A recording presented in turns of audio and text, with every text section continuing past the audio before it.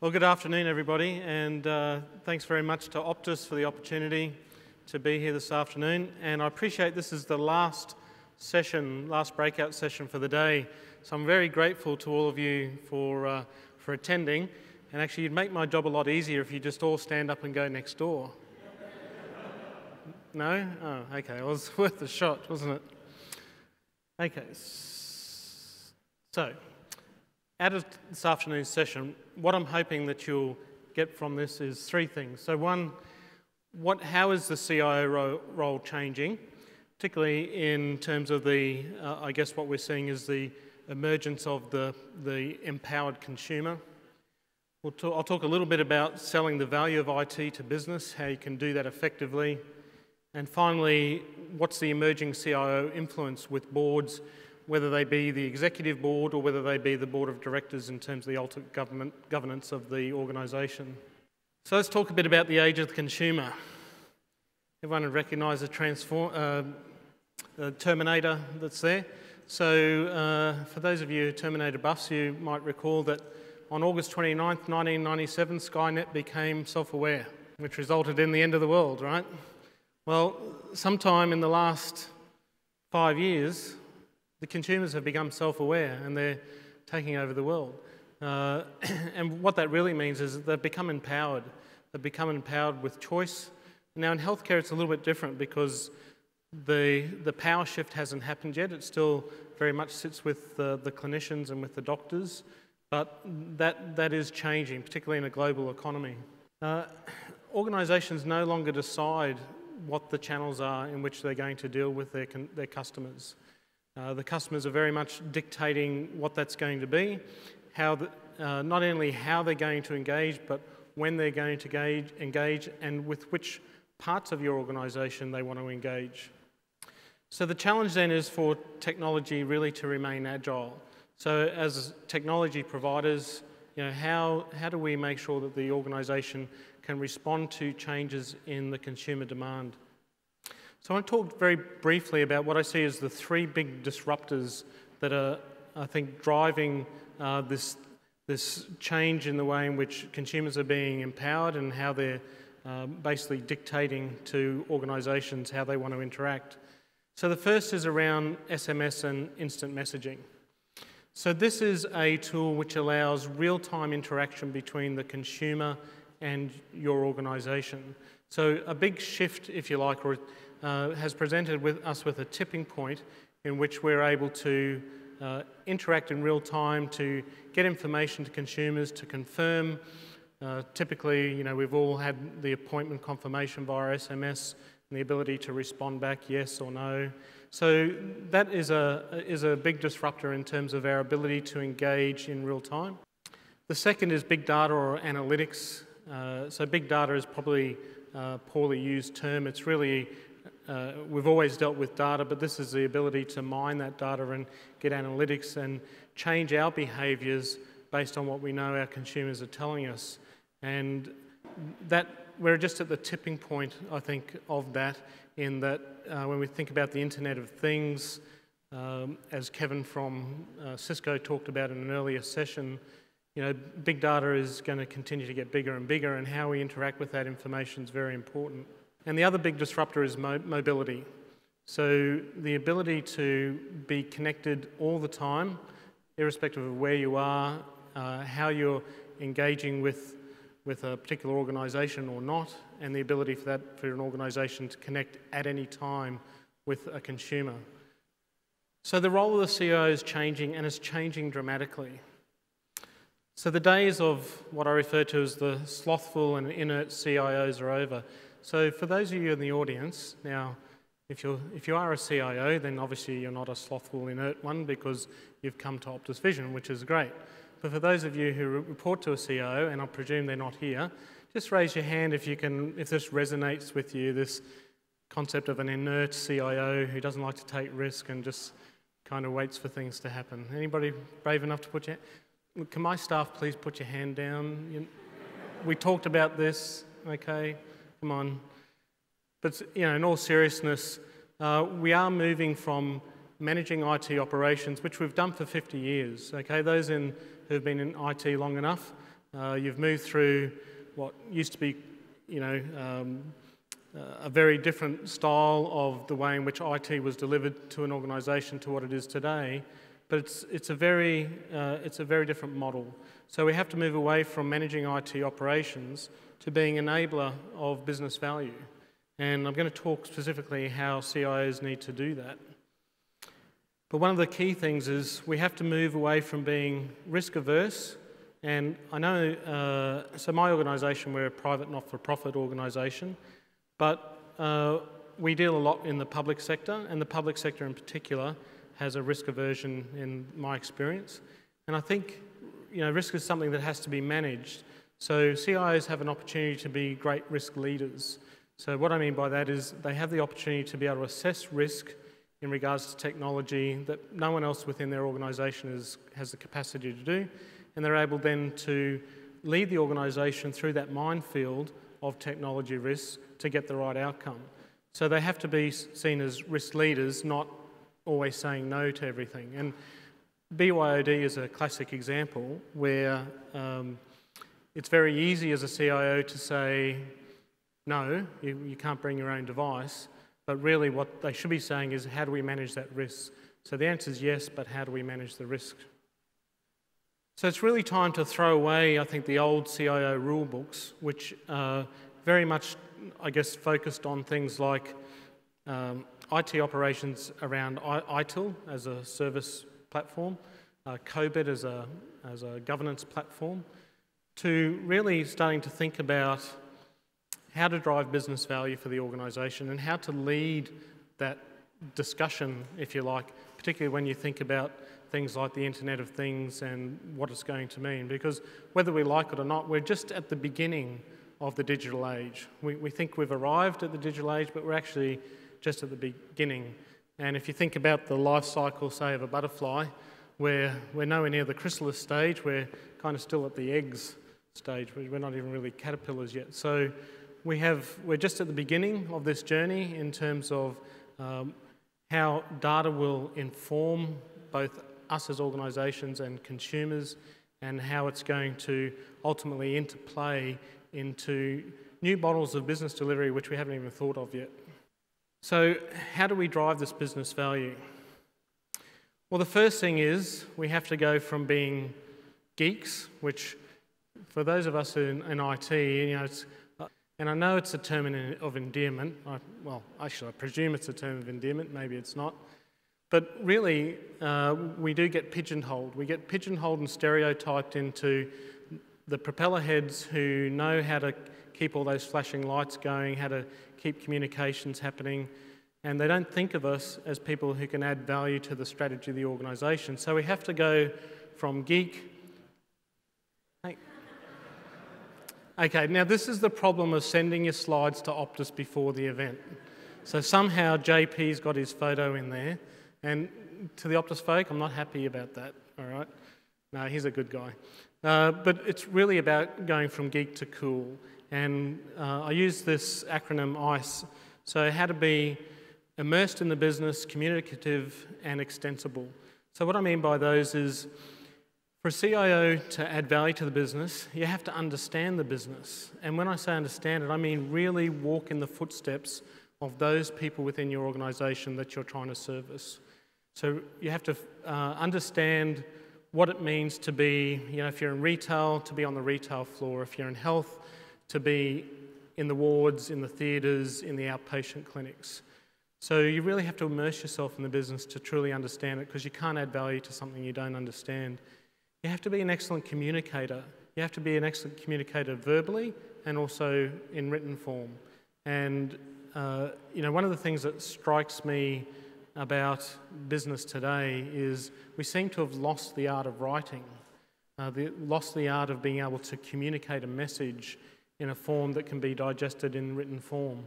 And I think for IT folk, our ability to talk in a language that the business understands, let alone just the simple ability to put a grammatically correct sentence together, is something that I think is we really struggle to do.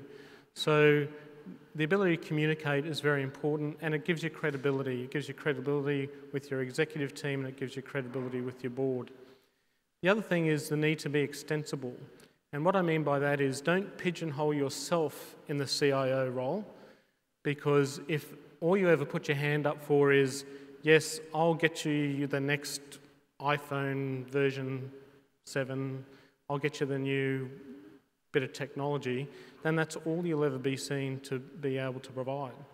So CIOs, if they're immersed in the business, if they're good communicators, then they're able to extend themselves into problem areas in the business which ordinarily you wouldn't be thought of as being able to add value. So if in the business there's a particular issue that needs to be dealt with, a problem that needs to be addressed, put your hand up as the CIO and say, I can help you address that problem, even if it's got nothing to do with technology. And that's that extensibility. So CIOs really need to pass on the technology baton. You might say, well, that's crazy. That's the CIO is a technologist. And yes, you have to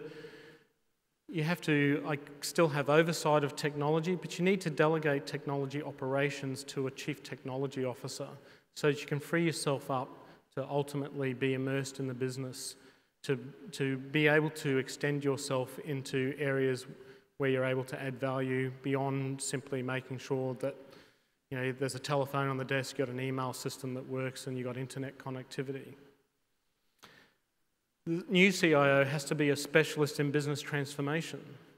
They have to understand how to get from A to B with technology as an enabler. In some regards, CIOs need to be futurists. They have to be able to talk to an executive team or to a board about what the future of technology is. Because in my experience, and I've, my background, I've been 10 years at the MATA in Brisbane, but I've been involved in many organisations through my career, both government and non-government. And I can tell you that boards are petrified of technology. They don't understand it, and it's kind of, it's kind of like the member of the family, might be the crazy auntie or somebody who everyone just ignores at Christmas time, but it's something that has to be dealt with. Well, boards think of technology a little bit like that. They don't understand it, they don't know how to deal with it, and they don't know how to engage. So to some extent, you've got to set your organisation's minds at ease that yes, technology is a big thing. Yes, it is a huge enabler. Yes, it is something that can differentiate your services or your products, but there is an opportunity to embrace it without necessarily having to understand the minutiae of the detail. So with that in mind, then there's an opportunity to start shaping organisational strategy. So in part, leading the organisation's strategy. So not just being there to say, I'm going to accept this strategy and here's how I'm going to use IT to enable that strategy, but actually, if you're having a seat at the executive table or interacting with your board, leading the strategy to say, well, one of the things we could do is X. Now that predominantly would have technology associated with it, but not always. So my view is, given all those things I've said about what a CIO should move to, I think we're talking potentially about next generation of CEO. Because when you think about technology is the future of the world. When I think about my own sector in health, the advances in medical technology are phenomenal.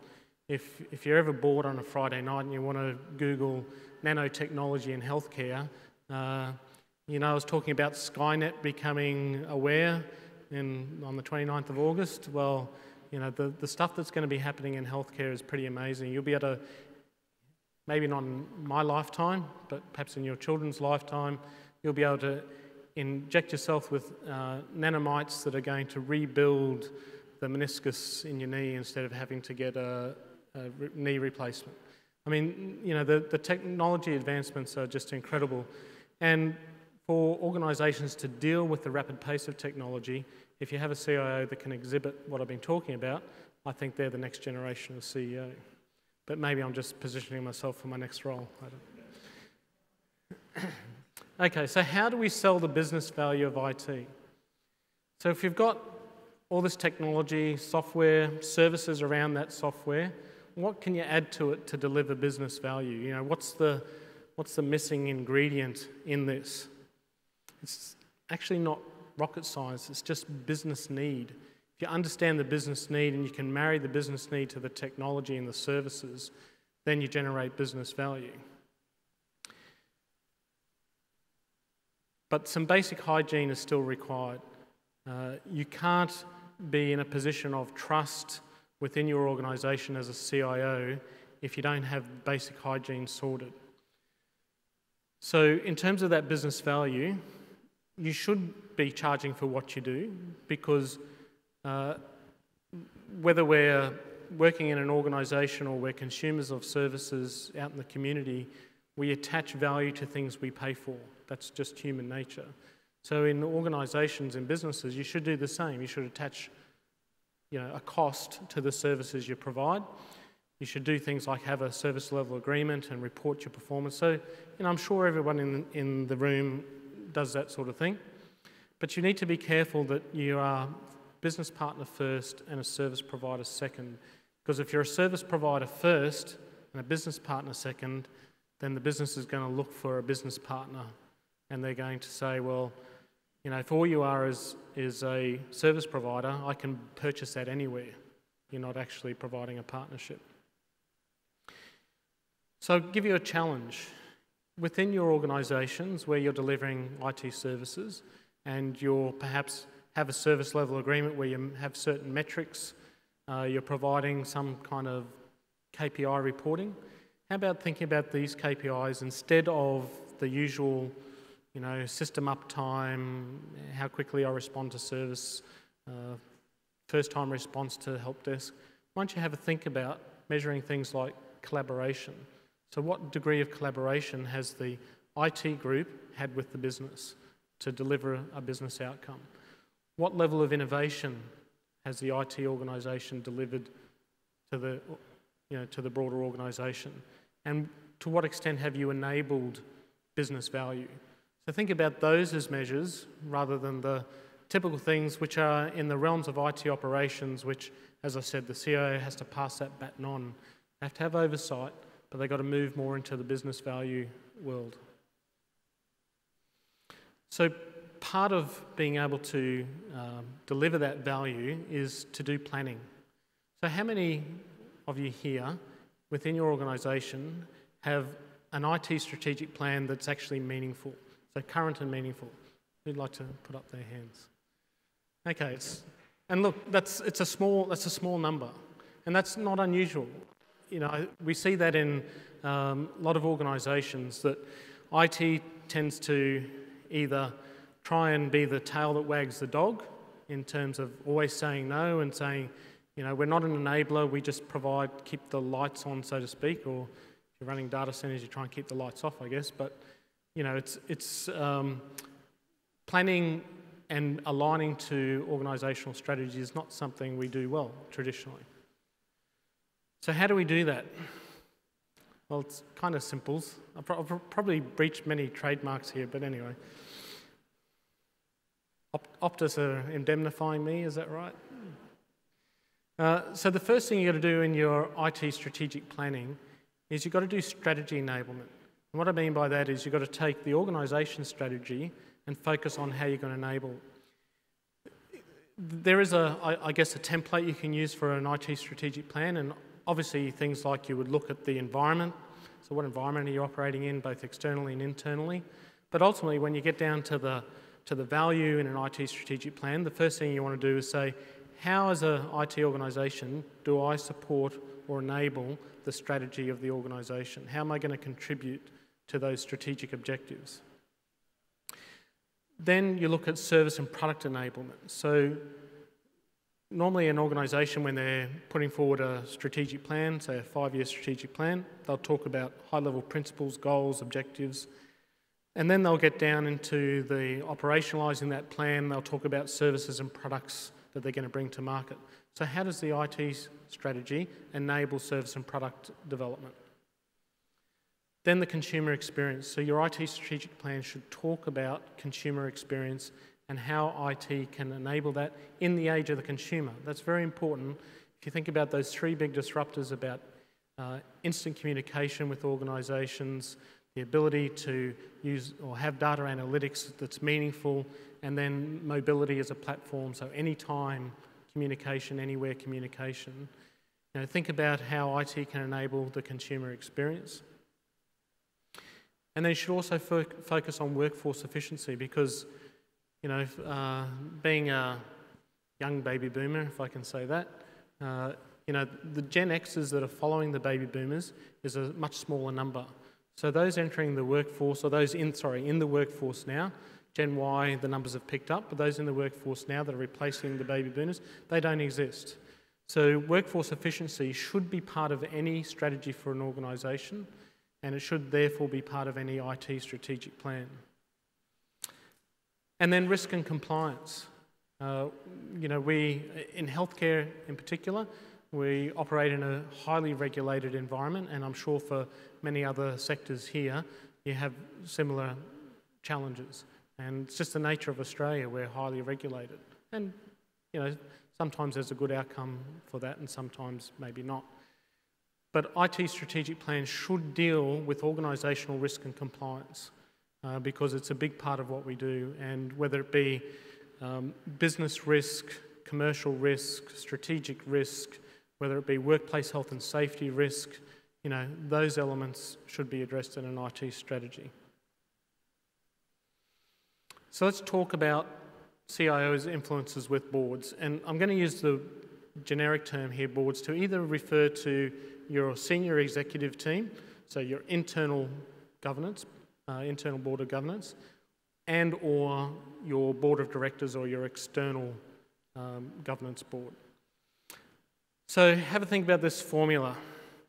So how do you move from traditional thinking in terms of a CIO enabling this to new thinking? So what's the magic ingredient? It's knowledge and persuasion. So the ability to communicate, to be able to persuade, but having, you know, obviously the core knowledge that you're communicating that is credible. And the way CIOs, I think, can get a seat at the executive table, if you don't already have your CEO on the executive table, is they have to be immersed in the business, knowledgeable, but they also have to be persuasive. So it's not something that's necessarily easy to do, but it's a very important part of the CIO role to be, I think, forthcoming in opinions, to go outside of their domain, which is typically just the IT technology piece, and to be willing to, you know, for lack of a better term, put their things on the line to, you know, try and add value to the organisation. So maybe there's a little bit of rocket science in that as compared to what we were talking about before, because you really do have to think about how you're going to be persuasive. So, you know, the reality today is that boards, so I'm not talking about executive teams, I'm talking about boards are still largely dominated by accountants and lawyers. And I have nothing against accountants and lawyers. I have lots of friends who were accountants and lawyers. Well, actually, I say I did have lots of friends because once I figured out they were accountants and lawyers, they were no longer my friends. I'm just kidding. Lovely people. And Sam, as a lawyer, she's a good friend, so... but, you know, the world's moving on. And yes, you need that traditional governance view. But the challenge, I guess, that boards have is, as I said before, they're petrified of technology. They're petrified of not knowing what it means for the organisation, what risks they have, whether they're going to be subject to a major cyber attack, whether their competitors are going to totally leapfrog them with some new innovative service which is going to be delivered online. What does social media mean? All those things, they're petrified. So most CIOs today, at least 50%, still don't have a seat at the executive table, let alone the ability to influence boards. So what I want to talk to you about in however much time I've got left, how am I going? 10 minutes? Excellent. Is my 5 steps, if you like, to how to influence boards. And I use that generically, whether it be executive or board. So if you're already on the executive team, then think about this as boards. If you're not on the executive team, then how to influence your executive teams. So the first is you have to get IT and innovation on the agenda. If you're not talking about it, you can't influence it, you can't have a conversation. So how do you do that? Well, in part, I guess what you can do is you can present what's happening in the world. So everyone here has probably seen the Did You Know series of YouTube clips where it talks about the proliferation of technology, how there is more information created this year than in the previous history of the world and all that sort of stuff. So that's a little bit scary, but it's very meaningful.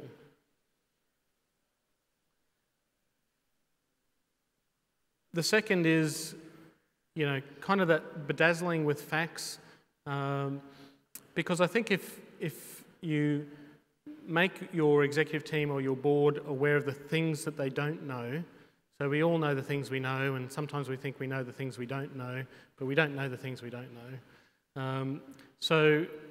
Bedazzle them with facts. That's the first Apple computer, by the way, which is...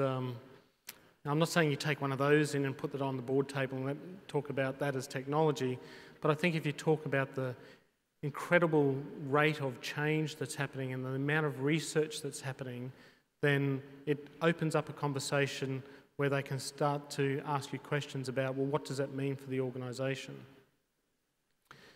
The third step is to practice your futurist skills. So I mentioned before, to some extent, CIOs need to be futurists for their organisations. They need to be able to look into the future and predict, to some extent, what the world might look like. And there are many examples. These are, I guess, the mega trends, if you like, to some extent that we deal with. So I mentioned before the Internet of Things, Google Glass, which I boggle to think what we're going to be like in a couple of years' time when we're all walking around with Google Glass and we think we're talking to each other, but actually we're not. We're actually interacting with a totally different virtual world. And I'm really looking forward to the conversation I'm going to have with my surgeons about them taking Google Glass into surgery instead of the heads-up displays they use through endoscopes and various theatre technology. But, it's going to be an interesting world once we start to get this augmented reality, which is what Google Glass is. And then I mentioned before nanotechnology. There's literally thousands of research companies around the world working on nanotechnology today. I recently had some glass balustrading installed in my home, and they nano-treated the glass so water doesn't touch the glass. And I thought, oh, that's pretty cool. I think I got stung a bit on the price, but anyway, the fact is that nanotechnology is very much emerging. And then if you look at what's happening with glass and the ability to display on glass, electrochromatic glass or flexible displays, the way that we're going to interact with technology is going to change dramatically. So you need to be able to talk to your executive teams and your boards about what does that mean for us as an organisation? What does it mean for your customers? What does it mean for your staff? What does it mean for your suppliers, your partners? Because it is going to change very significantly. And of course I had to add the little Google Glass to the guy. It was hard to find that. All right, so the fourth step. You have to get the runs on the board, but not in the Charlie Sheen way, okay? Which, I don't know if you saw that particular interview that he did. Getting runs on the board, delivering, but you do need to talk it up, because all too often, I think, as IT professionals, we get about our normal role, we deliver services, capability, we keep the lights on, so to speak, with minimal disruption, we partner with parts of the organisation, but we don't sell what we do. There wouldn't be a CIO here at Vision that would have less than probably 50 projects on the go at any one point in time. And I think being able to communicate with your executive team, your board, just the volume of work that you do, the value you deliver through those successful implementations, the innovation that you've been able to bring, you've got to communicate your success. And then finally, you have to ask for the board's feedback and input. Now, hopefully, your board's a little bit younger than these Muppet gentlemen, but you've got to ask for their feedback and input, and you have to be responsive to it. With my board, I present usually on a quarterly basis, sometimes more, because they'll ask me to present on something specifically. And if I pick up anything in the conversation that I think they would benefit from further information, then I follow that through. And I think you've got to be genuine rather than disingenuous in terms of wanting to engage with the board and respond to their questions. I guess be in a position where they trust what you're saying and they see value in what you deliver. So I'll leave you with one final Thatcherism, if I can use that term. And that is, I believe CIOs need to drive this disruptive innovation to break what I see as apathy in businesses that are struggling to change. And it's all very well and easy if you already are at the executive table to sit around and lament about, what's happening with if you're in a for-profit environment, what's happening with our shareholder return, what's happening with profits, costs keep going up. It's all very easy to lament all that. But ultimately, as Einstein said, the definition of insanity is doing the same thing over and over again and expecting a different outcome. Well, CIOs are perfectly placed to drive this breaking of the nexus that exists in organisations where they really are apathetic to change because it scares them. And, as CIOs, as technologists, as people in the IT industry, we are perfectly placed, in my view, to help organisations move into the next generation of service delivery. So thank you for your time. I think if there's time for questions, happy to do that. Right. Thank you. A bit of a round of applause for Mel, though. I just want to know if your CEO needs to be nervous about his current role and the ambitions of his head of technology. I'm sure he's sitting back at work watching this. So, all right. Do we have any questions, please? Yes, one. Excellent. Just wondering, Mel, if you aspire to be a CEO yourself.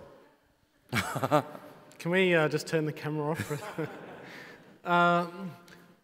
Look, I think in terms of once you get to a CIO position, the commonly accepted acronym, career is over. And I think, at some point you have to recognise that, unless you want to go to a larger organisation or maybe a different sector, you're still going to be doing the same thing. So, personally for me, for the camera, I'm very, very happy in my role. Very, very happy in all the projects that we're undertaking. But, sure, I guess we all look for, the next opportunity. But you don't have to be a CIO to aspire to be a CEO. I just think CIOs, when they do immerse themselves in the business, are well placed to address the technology challenges that businesses will face in the future. I think that's probably the key thing. But CEOs need a lot more skills than just technology. Do we have another question for Mel? Thanks, Mel. My question's regarding cuts in, especially in your industry, by the federal government. How do you manage a risk, because it's becoming a risk-averse person to a risk leader, because that's always associated with cost. How do you then sell the ROI, the innovation, and everything that you wanted to sell to a board when there's very little money in the coffers? Yes. Well, in Australia, health, in particular acute health, is undergoing significant reform. The federal government, through the national health reforms, are driving what we call activity-based funding, which is essentially saying we're reducing the pot, but we expect the same volume of activity. So this is actually a great opportunity for CIOs to put their hand up and say, ultimately, for organisations to survive, I guess, that challenge, or to even prosper through that challenge, data will be king. So those with good data will win, and those with poor data will lose. So I think, in terms of managing risk, it's actually saying, whether it be the CIO specifically or their team, their informatics team, their case mix team, whatever, being able to say, we really understand our data and we think we can leverage, what activity-based funding is ultimately driving by making sure that we're able to present, good coded activity, making sure that we're getting proper reimbursement. Previously, you pretty much, and it doesn't matter if you're in public health or in private health, you pretty much got paid for your activity. Money would just keep flowing, whereas those days have changed. So I think the IT agenda within hospitals, and we've seen it in the US in particular, where a big injection of money through the HITECH Act for electronic medical records. One of the perhaps unintended consequences is it's driven much greater rates of billing because they're able to capture so much more information to make sure that their charge capture is very accurate. And I think as healthcare in Australia, acute healthcare adopts electronic medical records, we'll see, I think, more accurate models of reimbursement, not necessarily more money in the system, but better models of reimbursement. And as I said, those with data will win and those without data will lose.